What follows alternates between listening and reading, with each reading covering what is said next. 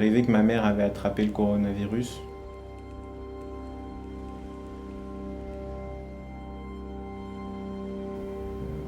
J'ai rêvé que j'étais le médecin et que je remplissais son certificat de décès. C'est quelque chose que je fais beaucoup en ce moment et ça m'a énormément angoissé en fait. Mais c'est pas le rêve où je me suis réveillé dans la nuit, complètement en sueur, paniqué, non, c'est pas du tout ça, hein. C'est le rêve que j'ai eu.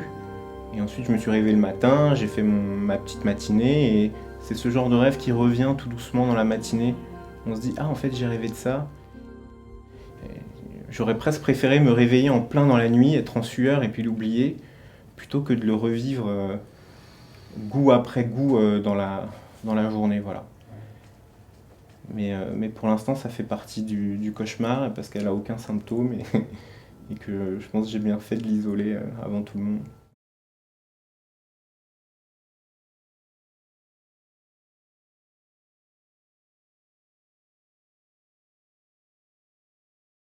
Donc j'étais malade pendant 10 à 15 jours, hein, de fièvre, hein. Et puis j'ai perdu l'odorat, D'accord. donc Donc vous etc. avez Tous fait les un vrai symptômes Covid, quoi. du Covid, D'accord.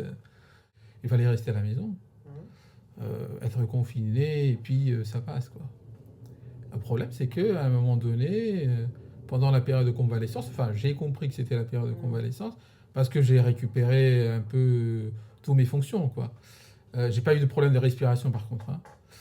Euh, mais donc j'étais à la maison, mais je pouvais rien avaler. Je vomissais. D'accord. Ok. Et c'est là que j'ai compris qu'il y a autre chose. On vous a déjà parlé de la greffe, monsieur? La greffe de rein? Oui, bien sûr. Oui. Bon. Par contre, on a besoin de votre carte d'identité et de votre carte sécurité sociale. Ouais, je l'ai. Vous avez avec vous? Ouais. C'est où? C'est avec là? Il est là? Dans le... C'est dans mon blouson en fait.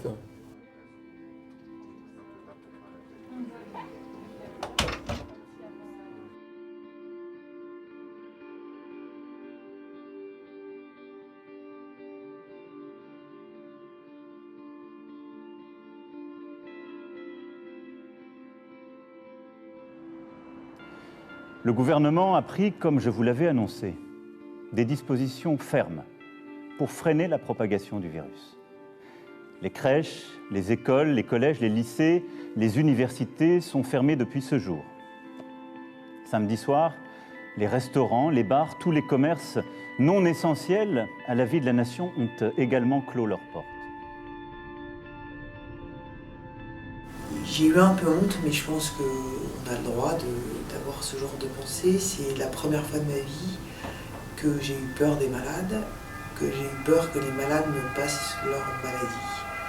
Je crois que ça m'est jamais arrivé, parce que en fait, dans toutes les maladies qu'on connaît aujourd'hui, la plupart sont curables. Et vraiment, j'ai eu peur de ça, très fort, et ça m'a paniqué. J'en ai pas dormi pendant des nuits. Et puis, à un moment donné, c'est passé, où je me suis dit que en me lavant les mains et en mettant des masques, ça allait aller. Et puis, de toutes les façons, je pense que la peur n'évite pas le danger, donc autant y aller, quoi.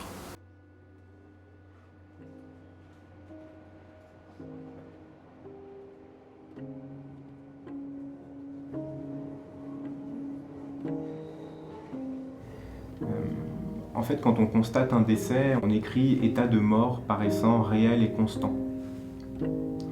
Et en fait, en l'écrivant aujourd'hui, j'ai trouvé que ces deux mots-là, ils étaient pas, ça voulait rien dire actuellement. Ça m'a beaucoup marqué. En fait, j'ai l'impression qu'actuellement, on est dans une fiction et il va falloir du temps pour atterrir.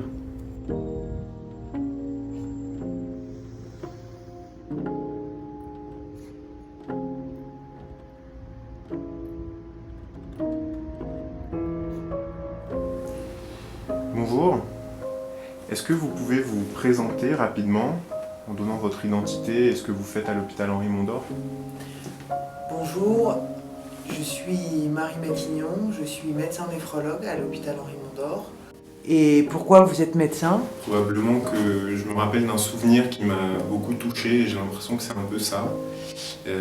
J'ai eu un père qui était très malade et je me rappelle du médecin de famille qui venait à la maison et quand il arrivait, le temps s'arrêtait.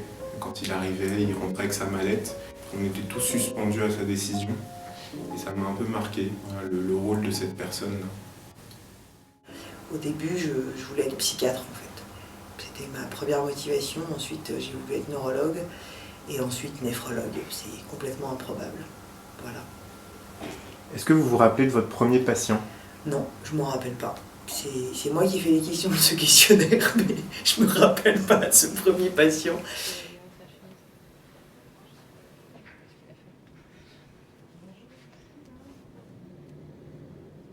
Enfin, il s'est tombé malade le 28, Oui, le 28 mars, à Villeneuve-Saint-Georges. Donc les pompiers sont venus me chercher. oui. Arrivé là-bas, bon, le reste, je savais pas. Le reste, vous avez un peu oublié ce qui s'est passé, quoi. Oublié ce qui s'est passé. D'accord. Donc, Ok. réanimation, machin, tout ça là. D'accord. C'était le Bon, Covid. je vais vous résumer un peu ce qui s'est passé, Ouais. d'accord? D'accord. Donc, vous avez eu dans le poumon le virus, là, le coronavirus, d'accord? Ça a touché les poumons et vous avez eu besoin d'oxygène à un débit important. C'est pour ça que vous étiez en réanimation, pour qu'il vous donne cet oxygène et il vous surveille. Ok. Je vais vous demander de respirer très fort par la bouche, d'accord? D'accord. Allez-y.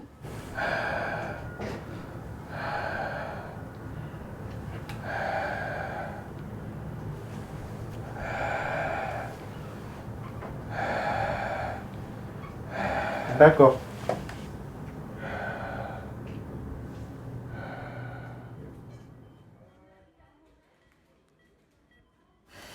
Ce qui est terrifiant pour les malades, c'est qu'ils meurent seuls, que la famille n'a pas le droit de venir parce qu'on ne veut pas qu'elle s'infecte. Et ce qui est terrifiant aussi, c'est qu'ils nous voient arriver harnachés, donc ils ne voient plus nos visages, ils ne voient plus que nos yeux. Donc en fait, c'est peut-être probablement un peu de la coquetterie de ma part, mais quand je me maquille d'habitude le matin, je me mets ou un trait sous les yeux ou du mascara. Et là, je me suis dit que je pouvais mettre les deux parce que pour les malades, c'était plus sympa de voir des yeux un peu maquillés que des yeux vides. Voilà.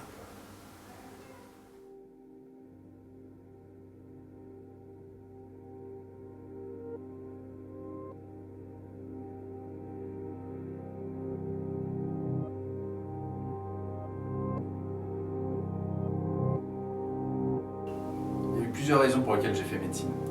Bon, on était dans l'époque urgence à la télé. Mon frère avait fait médecine avant moi. Et en fait, l'amour de la médecine est venu au fur et à mesure des études. Ça fait 1 mois que je suis dans le service et je suis tout jeune diplômé. Donc c'est mon premier poste. Après le bac, j'ai fait un BTS dans l'ingénierie industrielle. Puis après, ça m'a pas plu et je voulais quelque chose d'un métier plus dans l'humain, dans le contact social. Avant, je prenais soin des machines, maintenant je prends soin des humains et c'est bien mieux comme ça. Nous sommes tous réunis avec l'ensemble des équipes médicales et paramédicales et nous avons considéré qu'il était de notre devoir, très rapidement d'ailleurs en accord avec les consignes venant des tutelles, d'arrêter notre activité pour permettre de mettre à disposition l'ensemble des forces médicales et paramédicales du service, justement au service de l'épidémie. On n'a pas vraiment choisi de devenir les infirmières du Covid et plus les infirmières de néphrologie.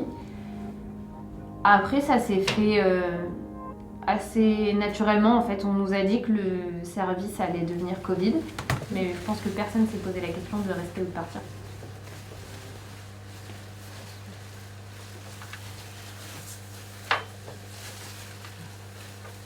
On va vous aider à manger, messieurs.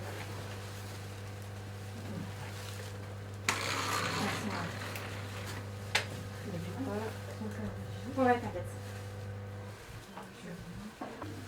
Attention à quelle heure? 13h01. Ouais, tu lui dis à Agnès, tu vas le marquer. Et puis tu lui donnes l'appareil. Ouais.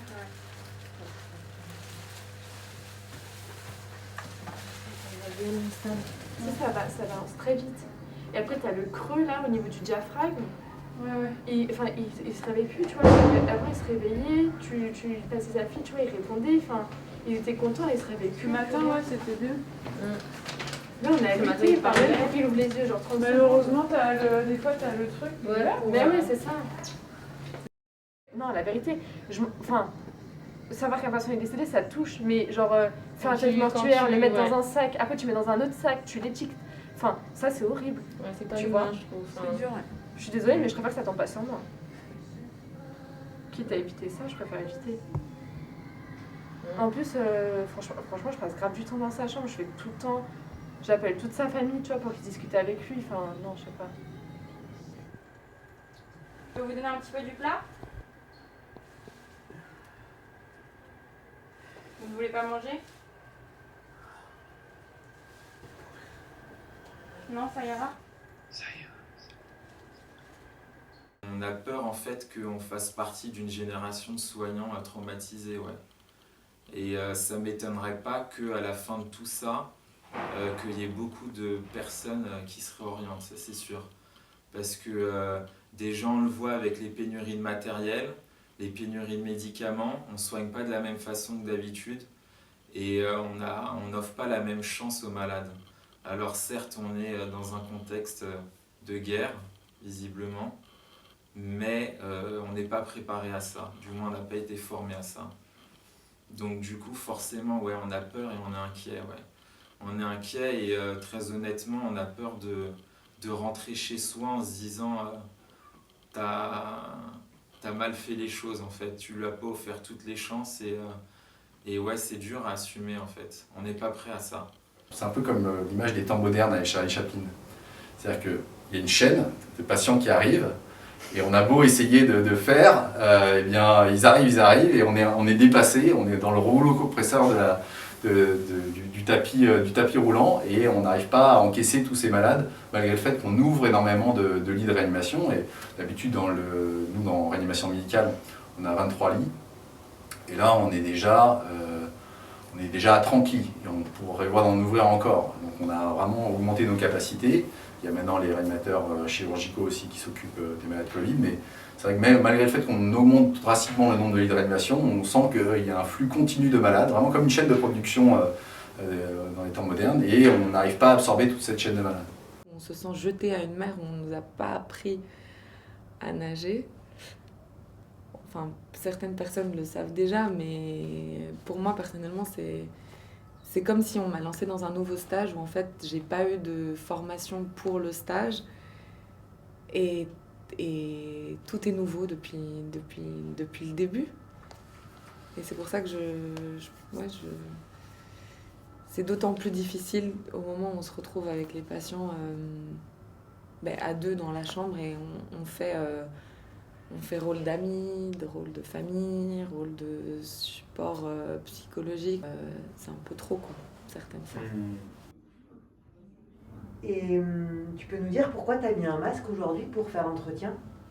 Oui, j'ai mis un masque parce que je l'ai chopé moi aussi et que je suis à 10 jours de Covid et que vu que je tousse encore un peu, voilà, c'est pour protéger mes collègues d'une éventuelle contagiosité résiduelle.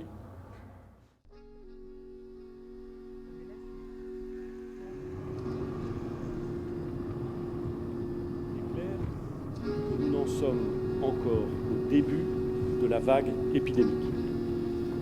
Elle a, c'est vrai, submergé le Grand Est depuis plusieurs jours.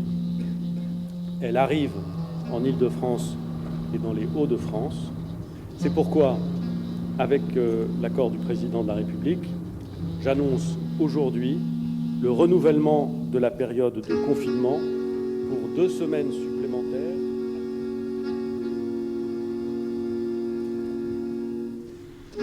J'ai parfois l'impression de me coudre une sorte de bouclier ou une armure de Darth Vader et de dire mais ça m'arrivera jamais. Et c'est vrai que le jour où je me suis arrêtée, que j'ai toussé, tout d'un coup je me dis c'était prendre conscience que l'armure n'était plus là, que pendant un certain temps j'ai passé de l'autre côté et je me sentais vraiment fragile. Cette situation de danger potentiel et la façon dont j'ai réagi, ça m'a vraiment replongé, ça m'a fait repenser à comment j'étais après les attentats du 13 novembre. Parce que malheureusement j'étais dans un bar et du coup j'étais au milieu d'une fusillade. Et dans les quelques mois après, j'avais construit pareil une espèce de bouclier et je me sentais comme en guerre mais protégée par un cap, par quelque chose qui m'avait sauvée, un peu anesthésiée à la limite, c'est-à-dire très, très prise dans l'action, dans la routine. Et j'avais vraiment fait ça, je pense, pour éloigner au maximum la mort que j'avais vue dans les yeux.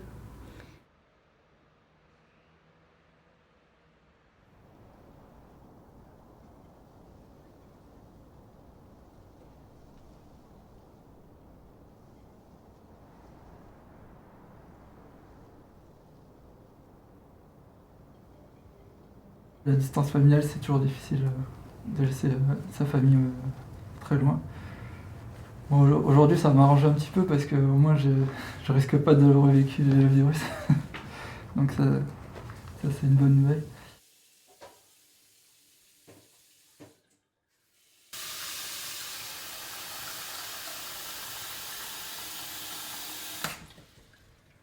Si j'appelle pas en général, c'est que ça va bien. Ah bah ça T'inquiète pas. Ouais, le contraire. Après, c'est pas quand je t'appelle pas, ça veut pas forcément dire que je pense pas à vous, hein, je pense à vous tout le temps.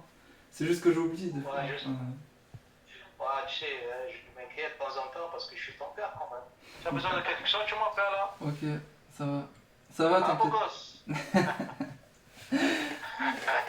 C'est toi le beau gosse. Ah, je sais que ça. C'est toi le beau gosse. Ouais, ça te fait plaisir. Vas-y. Ben ça. Ah, depuis quand tu dis que je t'appelle beau gosse, je veux pas m'arrêter là, hein, parce que ça continue jusqu'à la fin de ta vie. Tu as besoin de rien? Non, ça va, t'inquiète. Non, ça va, t'inquiète. Ah, donc tu descends quand? Là, je peux pas descendre, il y a pas de train. Ils ont tout bloqué. Ça sera en mai, 30 juillet, pardon.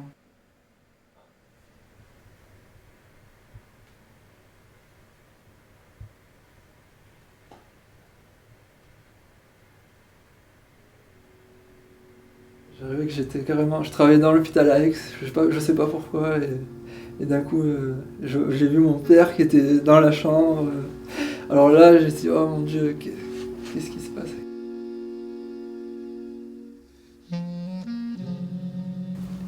Et quand je me suis réveillé, j'étais content.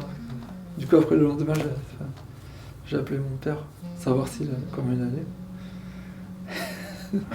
Non, mais oui, ça nous travaille, inconsciemment.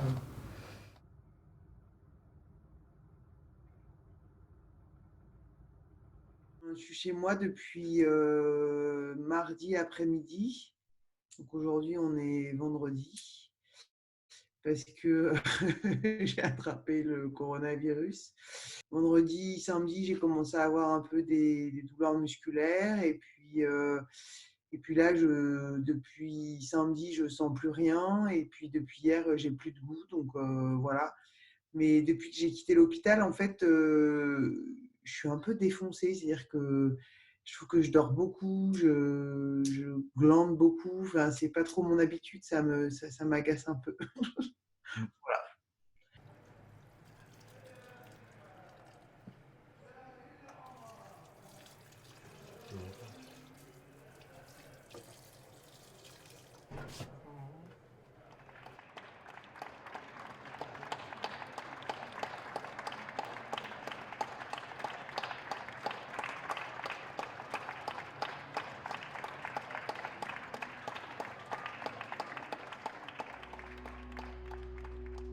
On était quand même en crise existentielle profonde à l'hôpital et moi je disais souvent avant ça, je disais que en fait on tenait les murs, quoi, que nous le personnel soignant on tenait les murs d'une institution qui s'effondrait et qu'on attendait qu'elle nous étouffe en fait un peu.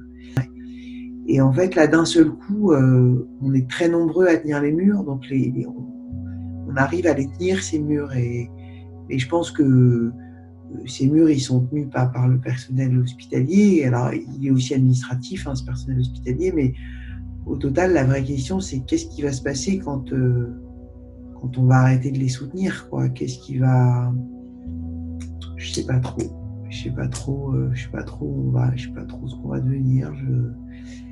En fait, j'ai peu d'espoir. C'est marrant parce que j'avais beaucoup d'espoir et tout ça, et maintenant j'ai peu d'espoir. Donc, je pense que la purge des systèmes de santé depuis 10 ans explique beaucoup de choses, beaucoup de difficultés qu'on a aujourd'hui, parce que on a eu des années de restrictions, de fermeture de lits, de personnel qui est parti parce que insatisfait, parce que conditions de vie trop difficiles. Et c'est très étonnant parce que la crise de l'hôpital était parmi les gros arguments de discussion des derniers mois. Et au moment où ça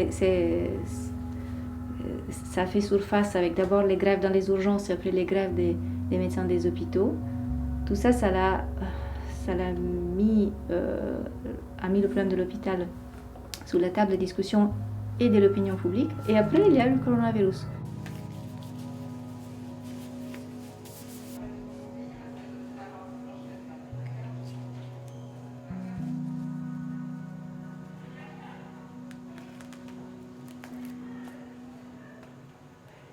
On voyait les patients arriver dans un plutôt bon état. On discutait avec eux, on apprenait à les connaître. C'était des patients qui auraient pu avoir l'âge de nos parents, de membres de notre famille, de nos chefs. Et puis tout d'un coup, ils se dégradaient très très vite et on voyait cette différence très rapidement d'un jour à l'autre.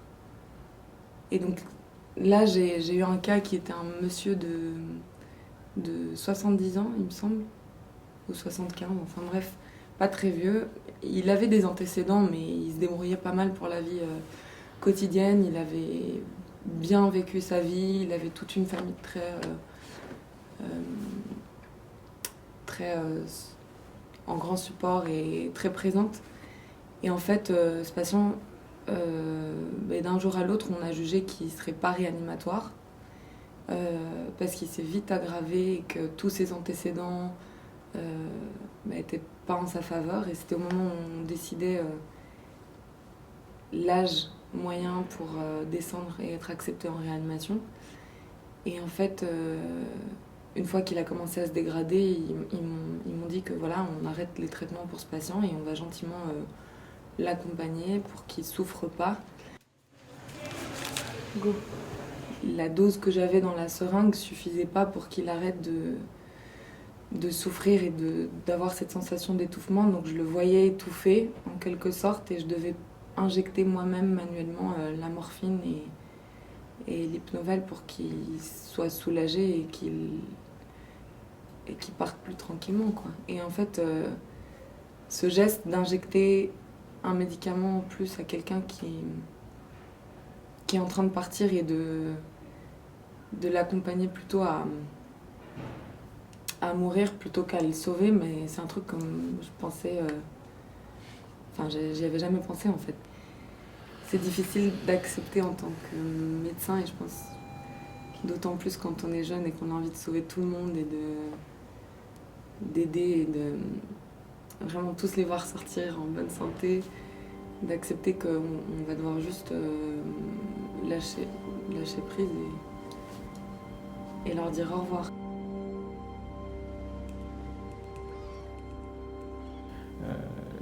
Donc c'était un patient qui est décédé.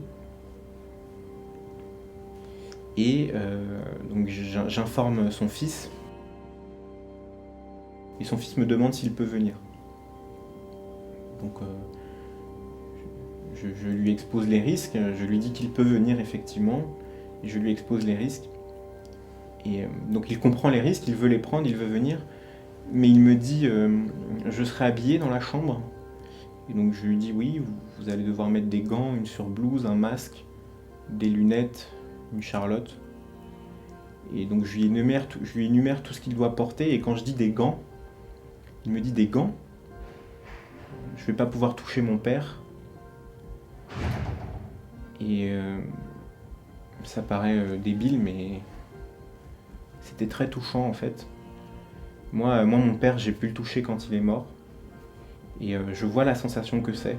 C'est important, je pense.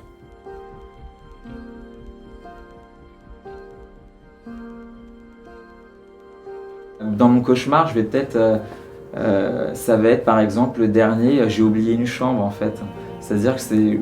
Donc je travaille, dans mon cauchemar, je suis en train de travailler et je me rends compte à la fin de la journée que j'ai oublié une chambre pendant mes 12 heures de travail. Et donc une chambre avec un malade quoi. Donc c'est ça en fait le cauchemar que je fais souvent, mais que je faisais déjà avant quand j'ai embauché, quand j'ai pris mon poste d'infirmier, mais il est revenu en fait.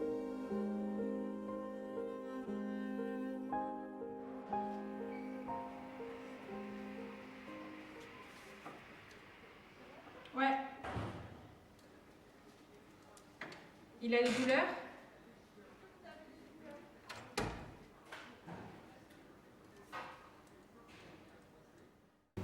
Regard inattentif, fixe, loin ou suppliant, pleure, les yeux fermés, oui. Il a les yeux très fermés et il ne regarde pas quand on lui parle. Bah oui, au niveau des plaintes. Retrait ou protection du zone, refus de mobilisation, attitude figée. Il est non, pas figé, il n'est pas figé. Mais... Bah, il est raide quoi. Raide mais pas figé. Donc du coup non. Non. Et comportement, non. Ah par contre si, il s'est agrippé. Il s'est agrippé à toi et à moi. Je mets oui. Oui. Il a quand même 4 Mais sur après, 5. c'est lui, on ne sait pas si c'est vraiment dû à la douleur ou... Non, je pense que c'est l'appréhension. Voilà. Tu mets non, ça... C'est juste quand on le mobilise, c'est là, il a peur de tomber, c'est ça. Ok, d'accord. C'est un peu notre seul sujet de conversation, parce que c'est tout ce qu'on fait de nos journées, comme on peut plus sortir. Et on en rêve la nuit, parce que, mine de rien, c'est quand même quelque chose qui fait peur. Je pense que... on est nombreux à en faire des cauchemars la nuit de tout ça. Et on se relève le lendemain matin et on se prépare pour venir travailler, pour être dans le coronavirus. Enfin, notre vie, elle est articulée qu'autour de ça.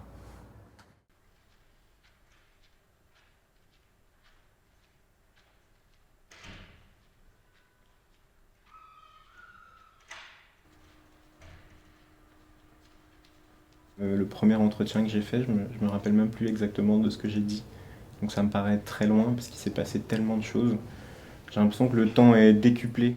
Pour donner un ressenti global, je dirais que je suis fatigué. On dit rarement à l'hôpital qu'on est fatigué.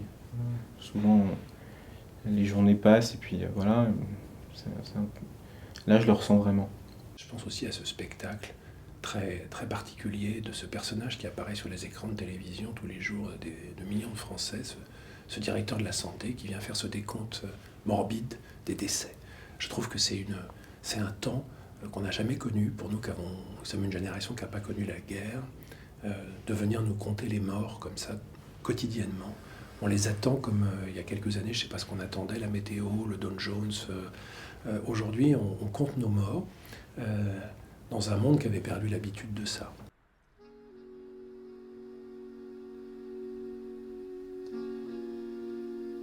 Établissement médico-social, nous déplorons 2417 décès survenus depuis le début de l'épidémie, c'est-à-dire que depuis le 1er mars, en additionnant les décès à l'hôpital et en établissement de santé sociale et médico-social, nous déplorons 8911 décès contre 8078 décès recensés hier, soit 833 décès de plus en 24 heures. Mesdames et messieurs, je sais combien les Français sont fiers. C'est sûr que le Covid, ça a amené beaucoup de questions. Je me suis demandé si au final j'avais vraiment envie de quitter les soins et de faire un travail un peu différent. La fatigue, l'organisation, je me rends compte qu'on ne peut pas tout faire et que je n'arrive plus à tout porter, à avoir les épaules assez larges pour supporter tout ça. Et ça vous rend triste, ça vous angoisse ça...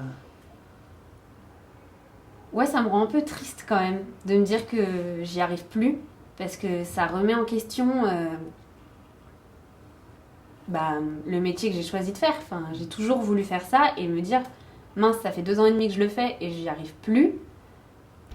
Malheureusement, on n'a pas toujours le choix de tout et je pense qu'il faut aussi savoir se préserver. Peut-être pas forcément attendre d'avoir dépassé les limites et de s'être épuisé pour changer.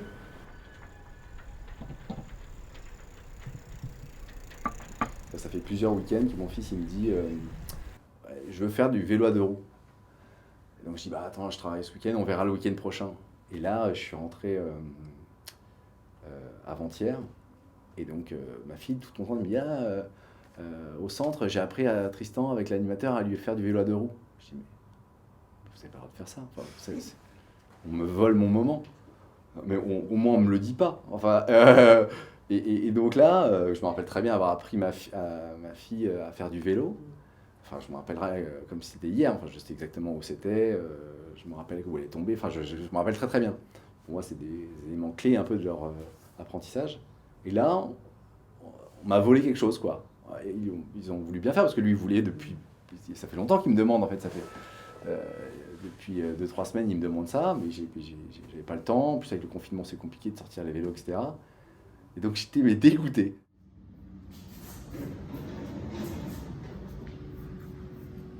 La nuit dernière, j'ai rêvé que l'une de ces patientes, qui est une patiente que je connais bien, elle vient du Mali, elle était caméraman au Mali.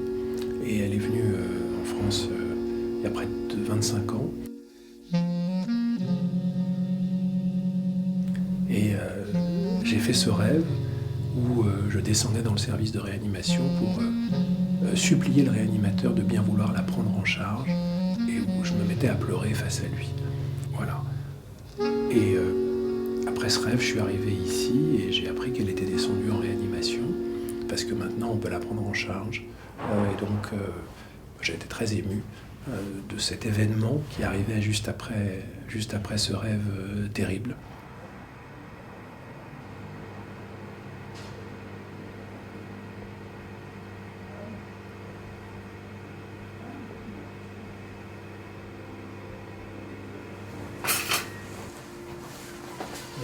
La poubelle est vide. Tu me la ramènes? D'accord, ouais, tu me dis ça.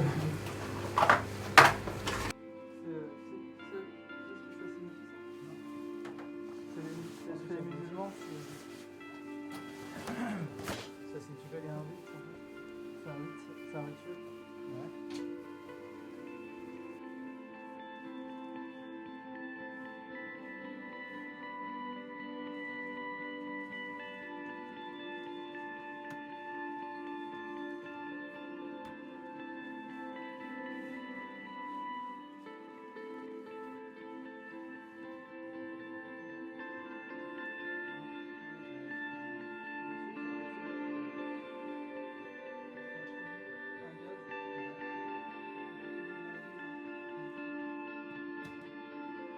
Elle allait un peu mieux et puis elle s'est aggravée brutalement et elle est morte. Voilà.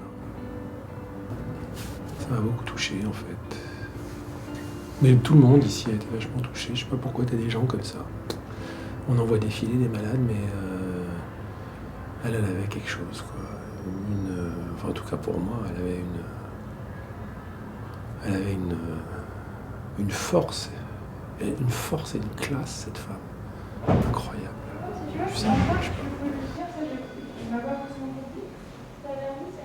Quand je l'ai vue dans ce service, avant qu'elle descende en réanimation avec son masque, et que je lui ai dit bêtement oh, vous avez une chance folle, on va pouvoir vous descendre en réanimation. Elle m'a regardé comme si moi j'étais très content de moi, alors qu'elle devait trouver quand même que c'était la pire chose qui pouvait lui arriver.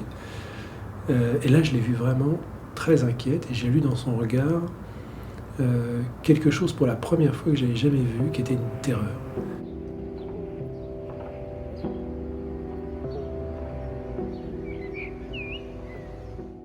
J'étais pas prêt en fait parce que la patiente se dégrade très très vite et du coup dans la journée, le soir même, quand j'ai appris son décès, ça a été difficile quand même parce que je m'attendais pas à autant de Enfin, je pensais pas que c'est... Enfin, c'est là que j'ai pris conscience quand même que la gravité du virus, ça m'a un peu titillé. Mais après, mes collègues, enfin heureusement qu'elles m'ont dit que c'était normal. Faut pas... Parfois il faut pas trop creuser, c'est le destin, quoi.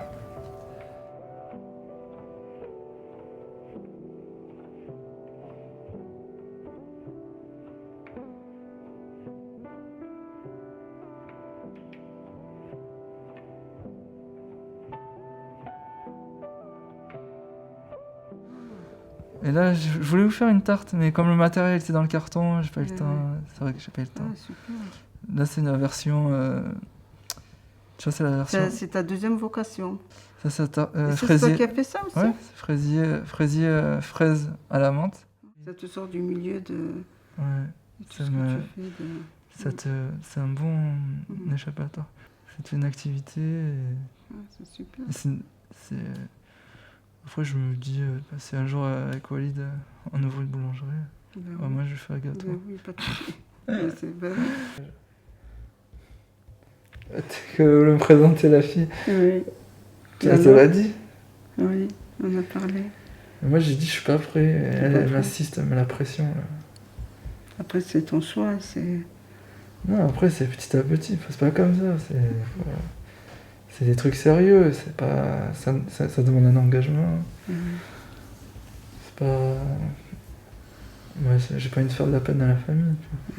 À ma famille, à la famille Tu vois ce que je veux dire? Moi, je suis très réservé aussi, hein, je pense. Tu l'as toujours été.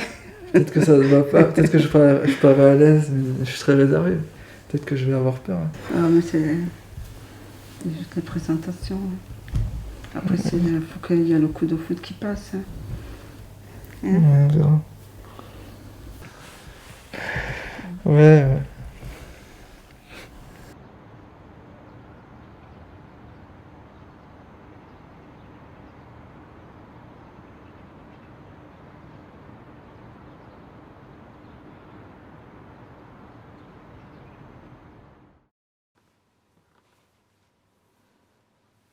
En fait, là, j'ai une mèche de cheveux qui m'agace. J'ai toujours l'impression qu'elle est mal coupée et qu'elle dépasse et que ça se voit et que, ça se voit pas, je pense. Mais... La porte va se fermer. Bref. Et donc tous les matins, je la regarde et je la cache et je la range et en fait, un matin, je me suis réveillée, je faisais un drôle de rêve. J'étais vraiment très...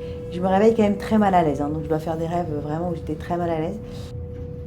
Et donc je me dis, elle est encore là, cette mèche. Et il y avait un espèce de... Et quand même, j'ai senti que c'était vraiment très gros. Et je sais pas, en fait, je me rappelle qu'il y avait le virus dedans, parce que j'imaginais que sur cette espèce de mèche, c'était un truc du virus. Et en fait, c'était une espèce de tronc d'arbre vert. Et il y avait une toute petite main d'enfant qui poussait comme une branche. C'était super bizarre.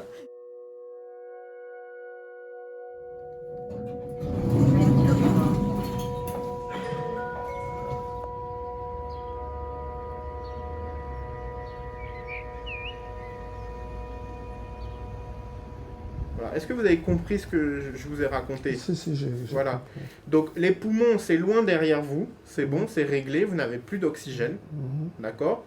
Mais le souci, c'est qu'il y a les reins qui ont pris un coup dans la bataille, ils sont en train de récupérer, et donc tant mieux, on fera rien de plus, on va juste vous surveiller. En revanche, il y a cette bactérie qui nous embête dans les urines, et on va traiter comme une prostatite avec des perfusions d'antibiotiques. Alors je vais vous examiner un petit peu. Les jambes, ça va? Les jambes, ça va. Maintenant... C'est difficile pour bouger? Non, au début, c'était difficile. D'accord. Mais ça fait quelques jours, il y a la kiné qui vient. Ouais. On essaie de travailler. Oui. Donc, avec elle, aujourd'hui, il paraît qu'elle va venir même. D'accord. Il faut que je m'asseye sur le fauteuil. Effectivement, il faut que vous alliez au fauteuil. Ouais. Ça va vous faire du bien. Ouais. Parce qu'en fait, comme vous êtes resté longtemps en réanimation, les muscles, ils ont un peu... ils ont maigri, quoi. Okay. Ok, super. Bon, vous avez pu parler un peu à votre fille? Tous les matins, elle m'appelle. Très bien. Tout le monde à la maison et...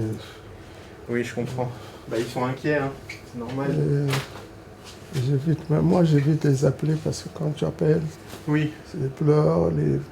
Oui, je comprends. Mais il faut pas hésiter à les appeler. D'accord? En plus, là, ça va mieux. Donc, faut les rassurer. D'accord? Tu gardes ton masque là? Ah non, comme vous voulez, masque ou pas masque? Comme ça, c'est bon. En fait, depuis 2 semaines, c'était comme une pieuvre qui augmente ses tentacules, parce qu'il y a eu le 14e, il y a eu le 10e, il y a eu le 6e, un bout de 6e, un deuxième bout de 6e, un autre bout de 6e. Et là, la pieuvre a un peu arrêté de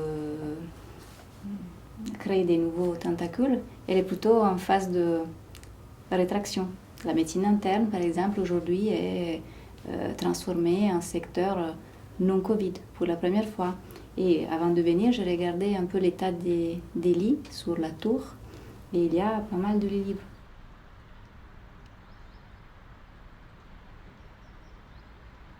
Et quand on est sorti de la chambre ce matin, que je vous avais dit de prendre les choses tranquillement, de pas...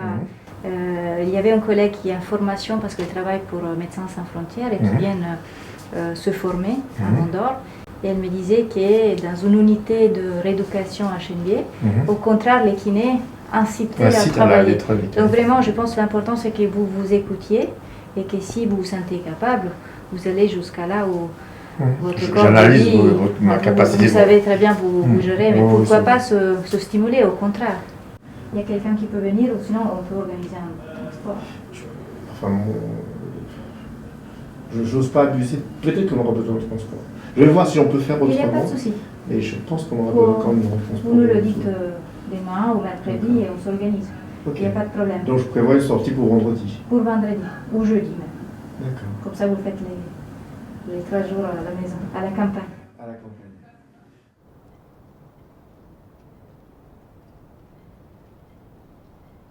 Arcel Lafrime dit s'être entraîné au football plus de 6000 heures en une année.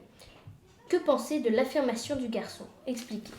Bah déjà, alors, 24 fois 365, donc 24 c'est le nombre de jours dans un mois.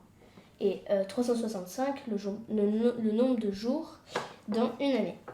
Donc ça fait 24 fois 365, 3760. Et donc ça fait environ 68% de son temps. Donc moi j'ai dit, bah non en fait c'est moi. Mais c'est faux. Pourquoi tu dis que c'est que 24 jours? Bah 24 jours dans un mois. Dans un mois il y a 24 jours. Mais non.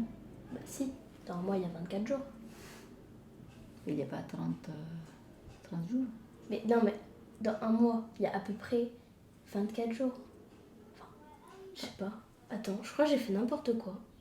À mon avis il y a 30 jours dans un mois. Par exemple. Ah oui? Bah oui, là demain c'est le 30 avril. Faut que je corrige. Je corrige. Il faut que tu les calcules. Alors, donc 30 fois 365 égale... Bonne idée,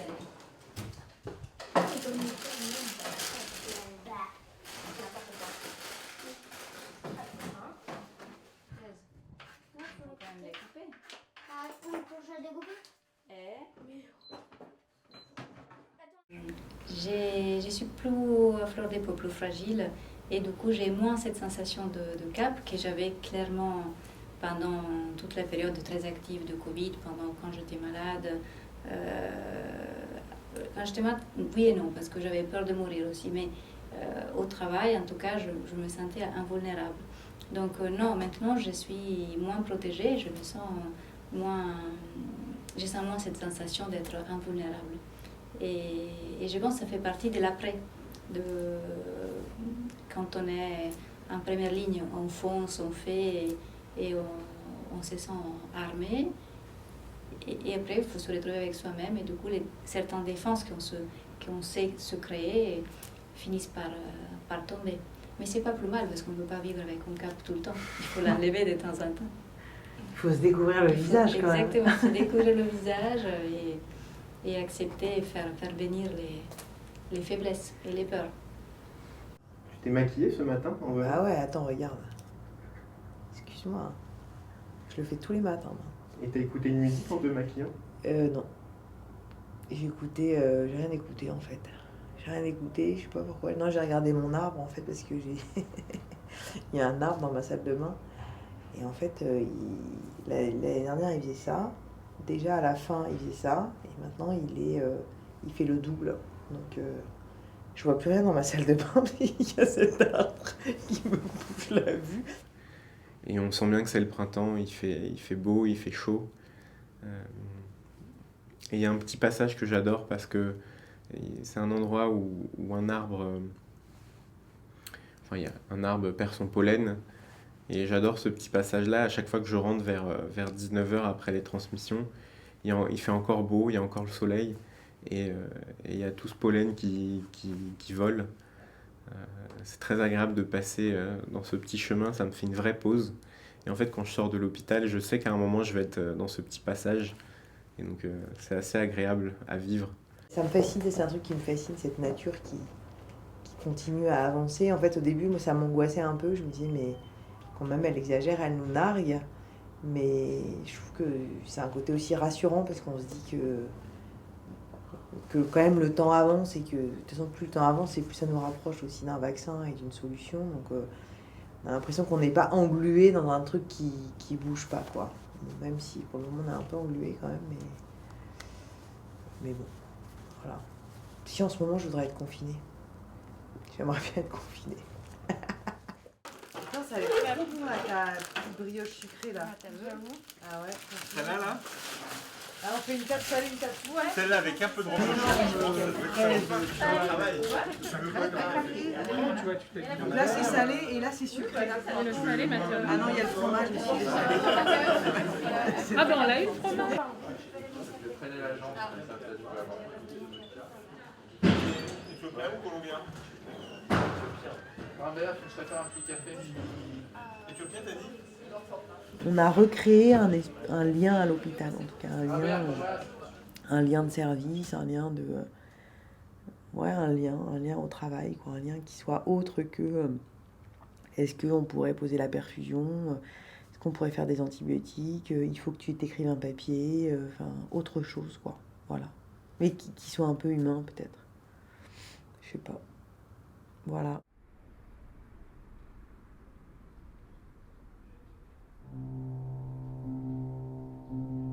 J'ai toujours pas vu ma famille, j'ai toujours pas vu mes amis.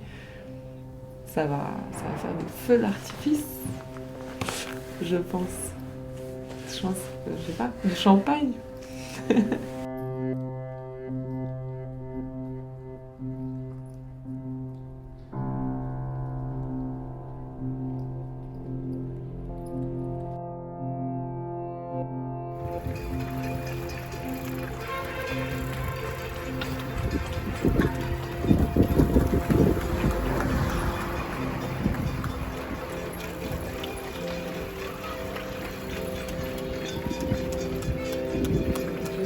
J'avais vraiment l'impression que c'était plus ou moins fini, quoi, qu'on était déjà dans la lumière du bout du tunnel et que c'est bon, tout allait mieux.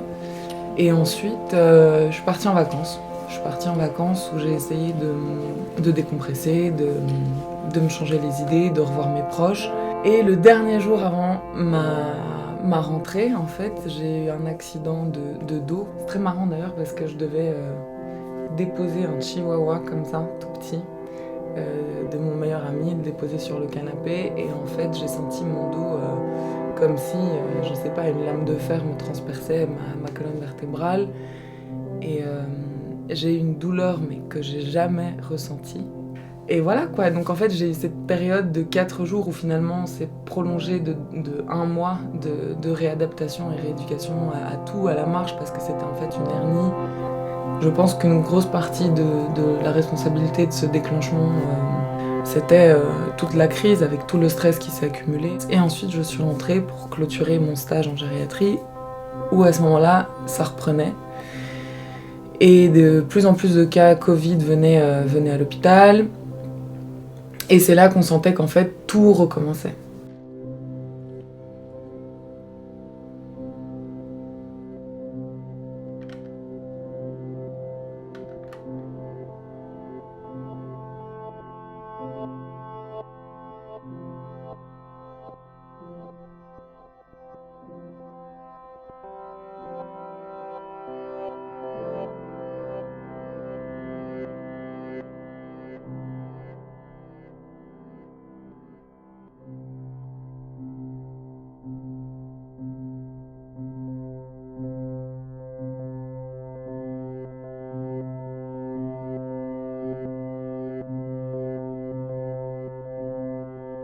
Le moral, il tient parce que on a une équipe de choc.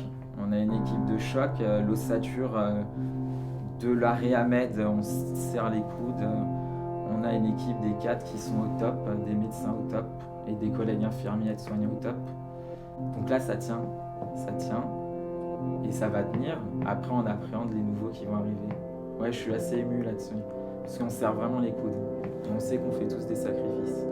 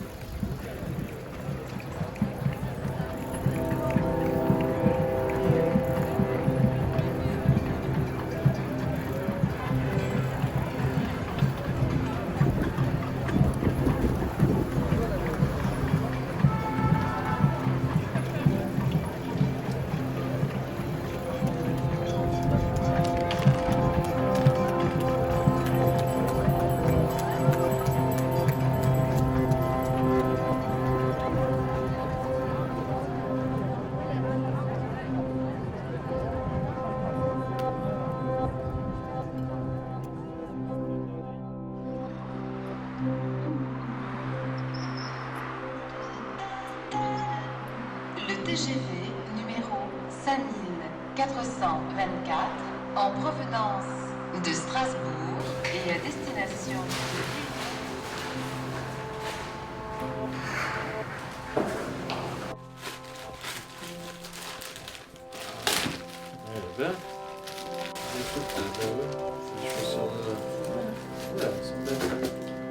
Merci, mon fils.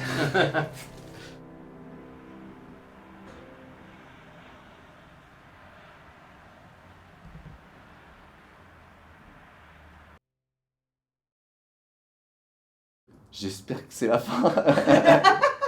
J'attends que ça. Là, c'est le risque, c'est qu'on fasse comme dans le film Le Jour sans fin, qu'on reproduise tout comme ça, indéfiniment, enfin, pendant un temps X, il y a une vague, machin. Donc il y a ce gros risque-là. Mais dans Le Jour sans fin, quand même, il y a... Les choses s'améliorent petit à petit. Ouais. Donc quand même, c'est ça qui est bien, c'est que... Et surtout, on peut imaginer que l'hôpital public va s'améliorer petit à petit. C'est de nos erreurs, on va apprendre de nos erreurs peut-être. Mais bon, entre-temps, on n'aura pas fait une nuit de sommeil, nous, c'est ça la différence. Donc on sera sur les rotules. Alerter, protéger, augmenter les lits de réanimation. Aucune de ces solutions n'est suffisante en l'état actuel. Il faut aller plus loin.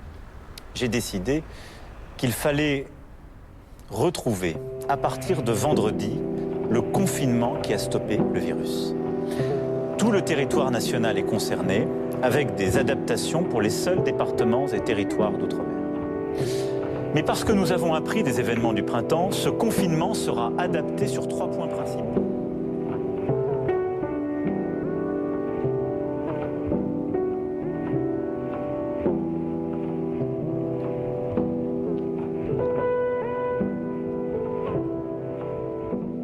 J'ai eu un rêve, j'étais plus âgée et je crois que j'étais en Grèce à table avec des amis